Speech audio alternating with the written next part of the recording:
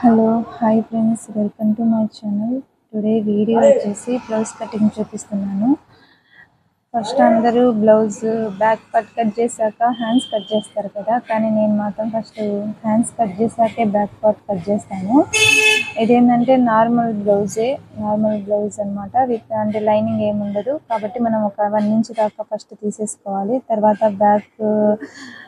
Back hand వచ్చేసి blouse తీసేసుకొని కుట్టు కంటే ఒక 1/2 ఇంచ్ ఎక్స్ట్రా తీసేసుకుంటే సరిపోతుంది. విత్ క్రాస్ కూడా ఒకేసారి మనం బ్లౌజ్కి క్రాస్ తీస్తాం కదా సంఖ భాగంలో, అక్కడ మనం ఇప్పుడే తీసేసుకున్నామంటే మనకు ఈజీ అయిపోతుంది. చాలామంది బ్లౌజ్ కుట్టేటప్పుడు క్రాస్ తీసుకోవచ్చు అనుకుంటారు, కానీ మనం మర్చిపోయి కుట్టేసామంటే మళ్ళీ ఇబ్బంది అయిపోతుంది. ఫ్రంట్ భాగం ఎటు సైడ్ అయితే ఉందో అటు సైడ్ క్రాస్ తీసేసుకుంటే చూసుకొని స్టిచ్ చేస్తే సరిపోతుంది. నెక్స్ట్ వచ్చేసి ఫ్రంట్ కటింగ్ చూడండి. ఫ్రంట్ కటింగ్ కూడా అంతే, నార్మల్ బ్లౌజ్కి 1 ఇంచ్ తీసేసుకోవాలి. లేదు మనకి క్లాత్ సరిపోదనుకున్నా ఒక 1/2 ఇంచ్ అయినా చాలు కుట్టుకోవడానికి. తర్వాత వచ్చేసి వెనకాల వీప్ భాగం తీసేసుకొని ఒక 1/2 ఇంచ్ ఎక్స్ట్రా తీసుకొని అన్నీ మీకు నేను వీడియోలో క్లియర్గా నేను చూపిస్తాను.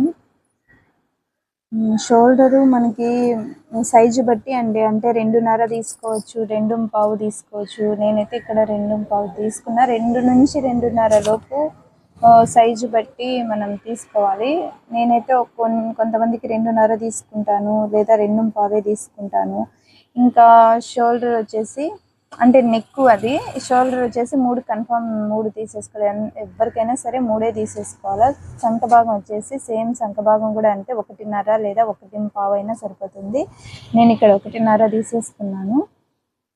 మీరు ఆల్తి బ్లౌజ్ బట్టి 1.5 తీసుకోవాలా లేదా 1.25 తీసుకోవాలా అని డిసైడ్ అవ్వండి.